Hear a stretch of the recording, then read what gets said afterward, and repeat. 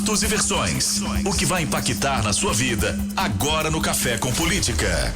No Café com Política de hoje, o nosso entrevistado é o deputado federal, subtenente Gonzaga, do PDT.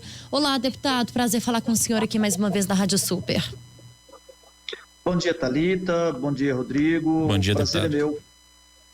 Deputado, o Brasil ontem ultrapassou a marca de 300 mil mortos pelo coronavírus em pouco mais de um ano de pandemia. O que o senhor pode falar sobre esse momento que a gente vive? Olha, primeiro é solidarizar com essas 300 mil famílias, né, que estão enlutadas. Nós estamos vivendo isso, todo mundo, muito de perto, nas famílias, nos amigos. Aqui na Polícia Militar, nós estamos vivendo um momento extremamente delicado, né, por conta do enfrentamento e da contaminação.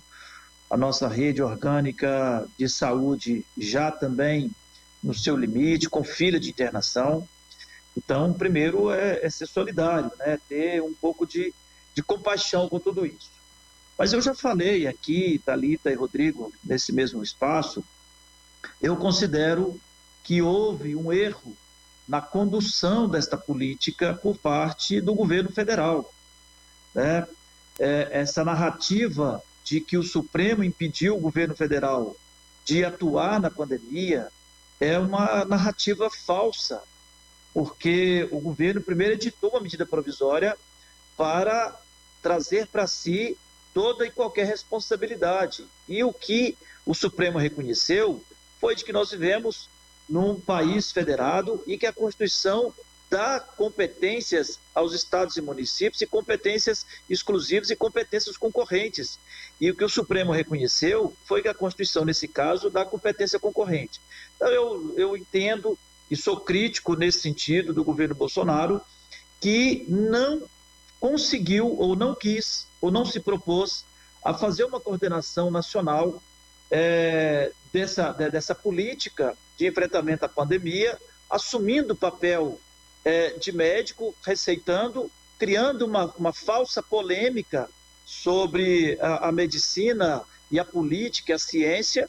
Isso, na minha avaliação, contribuiu com esse resultado. Portanto, acho que é preciso que o governo federal, de fato, assuma uma coordenação política destas políticas de enfrentamento da Covid, dessa pandemia que está dizimando, está adoecendo pelo vírus e por tantas outras patologias decorrentes desse processo, desse estresse gigantesco que nós estamos vivendo.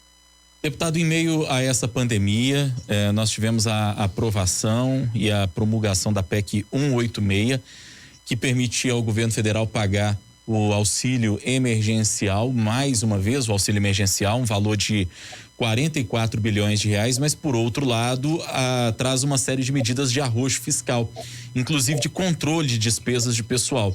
E me parece que o setor que o senhor representa com muita força já há alguns anos, o setor dos militares, foi contra essas medidas de arroxo fiscal. Eu queria que o senhor explicasse o que isso implica para a categoria. Olha, Rodrigo, esta PEC, ela recebeu o nome de emergencial lá em 2019, antes da pandemia, antes do vírus surgir.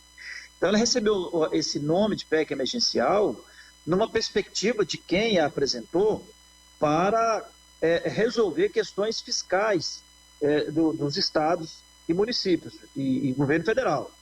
Então, a emergência era fiscal.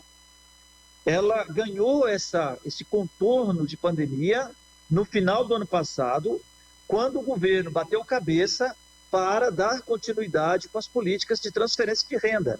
Queria mudar o nome de Bolsa Família, achar outro nome, e para isso utilizou como instrumento a PEC 186, que já tramitava. Então, essa narrativa de que a PEC emergencial era necessária para garantir o auxílio emergencial é uma narrativa falsa, falaciosa. Em 2020, foi aprovado o auxílio emergencial sem esta PEC. Foi a PEC de guerra que deu margem fiscal para o governo fazer todas as políticas do ponto de vista financeiro, transferência de renda para Estado, município, empresas, pessoas físicas. Então, primeiro, se corrigir essa narrativa. E segundo, que esta PEC, ela tem um arroxo nos funcionários públicos, de um modo geral. Né? Então, ela traz condicionantes para, por exemplo, concessão de reajuste, ou até mesmo correção da inflação, para contratação de pessoal, e no caso específico ainda impedia progressão na carreira de todo o conjunto do serviço público, de todas as carreiras. Então, nós nos insurgimos contra esta injustiça, contra os trabalhadores públicos, em especial os policiais, que têm uma legislação aprovada no estado de Minas Gerais, que lhes dão uma certa estabilidade para trabalhar, programar sua vida, sua carreira, fazer curso, ter o direito à promoção em determinado tempo de serviço, e a PEC impunha isso de imediato, impunha que os soldados, que nós demoramos quase um século, aliás, 2 séculos, para garantir o direito a uma progressão na carreira aos 8 anos de serviço, que ficaria impedido de ter essa promoção, de ter essa progressão na carreira. Então, nós nos insurgimos contra a sacanagem que, sob a narrativa de que a PEC era para garantir auxílio emergencial, se impunha ao conjunto dos servidores. Nós conseguimos superar a questão da progressão na carreira, das promoções e progressões, são terminologias que se aplicam aos militares, aos civis, aos professores, mas, em síntese, é promoção na carreira. Nós conseguimos superar isso, mas não conseguimos superar a questão, uma trava para que nós possamos discutir política remuneratória, não só dos militares, mas de todos os servidores. Então, nós nos insurgimos contra uma narrativa falsa, colocada pelo governo, absorvida, por óbvio, pela sociedade, legítima. Para pagar o auxílio emergencial, não precisava dessa PEC, bastava a medida provisória e o orçamento resolvendo isso, a peça orçamentária, que inclusive deve ser votado hoje no Congresso Nacional. Faltou planejamento por parte do governo federal, deputado, e aí eu te pergunto se há como mudar ainda essa situação que o senhor traz para a gente, tendo em vista, inclusive, que o governo federal anunciou o pagamento de novas parcelas do auxílio emergencial.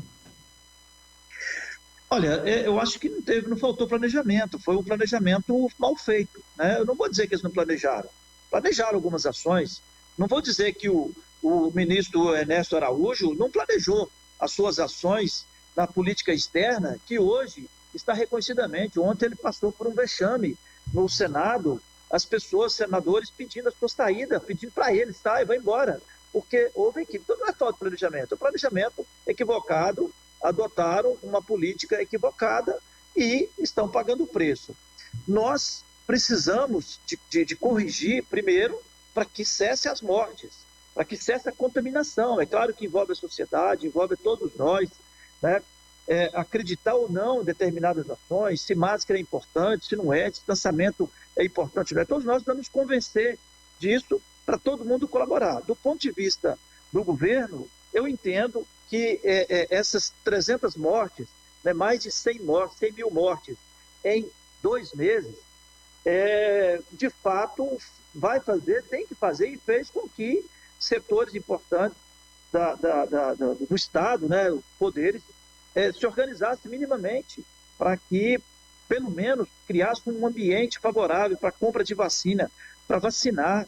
O mundo inteiro colocou a vacina como premissa, como condicionante da solução. Então, o primeiro esforço tem que ser no sentido, de fato, garantir vacina e vacinação em massa para toda a população.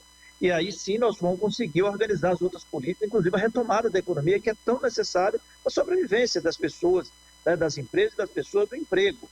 Então, eu entendo que nós já perdemos, o Brasil perdeu tempo demais, mas é daqui para frente que nós temos que nos reorganizar, e eu acredito que temos um ambiente, infelizmente, pela tragédia, temos um ambiente agora de consternação que nos permite, eu espero, né, que permita e faça com que haja uma coordenação desta política nacional de enfrentamento à Covid-19. Ô, deputado, nosso tempo está curtinho, mas ainda dá tempo de fazer uma pergunta. Eu peço para o senhor ser objetivo na resposta antes do bate-pronto aqui. O senhor está falando dessa questão da PEC 186, e essa PEC nós sabemos que ela tinha o interesse do governo, afinal de contas, que ela passasse, para que colocasse no mesmo bojo, como o senhor explicou, as medidas de arroxo fiscal junto com o auxílio emergencial. E isso, essa PEC, ela passou com relativa tranquilidade ou facilidade depois da chegada do Arthur Lira à presidência da Câmara. Como é que o senhor tem avaliado esses primeiros momentos e os primeiros movimentos do Arthur Lira no comando da Câmara dos Deputados? O Arthur Lira, ele fez a campanha pregando para os empresários e para os governadores que colocaria a PEC 32 como prioridade, né? Então a gente já sabia que isso ia acontecer pelo compromisso que ele fez com o mercado. A PEC 32 interessa ao mercado, né? A iniciativa privada, aos grandes empresários, aos grandes bancos, né? O sistema financeiro, e o governo apresentou a proposta para atender esse segmento, que ele tem compromisso com esse segmento. Nós estamos fazendo um enfrentamento porque entendemos que o papel do Estado tem que ser reforçado. Modernizar o Estado não é acabar com o Estado.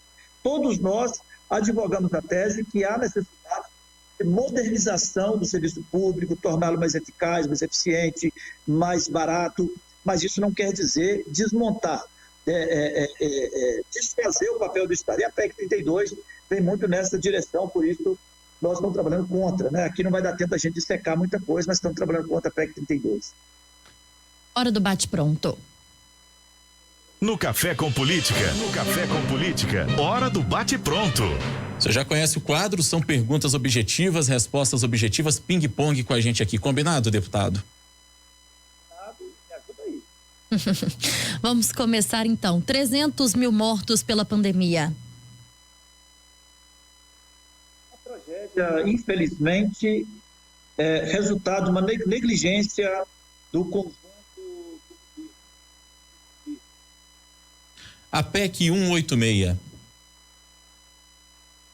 A PEC 186, ela fez uma brutal transferência de renda, de recursos para o setor financeiro, impôs um arroxo ao conjunto dos servidores e ignora que o serviço público é um direito da população e exercido pelos servidores públicos.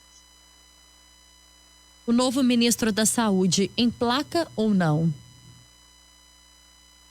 Olha, emplaca desde que o presidente não queira ser o ministro, não queira ter a condução técnica, que cumpra, assim como ele cumpre com os demais ministérios, que deixe ele trabalhar, né? Deixe ele dialogar com governadores, deixe ele dialogar com os governadores para que coordene, de fato, uma política que possa ser defendida e debatida e admitida pela maioria dos gestores municipais, estaduais, federais e a sociedade, inclusive a sociedade científica.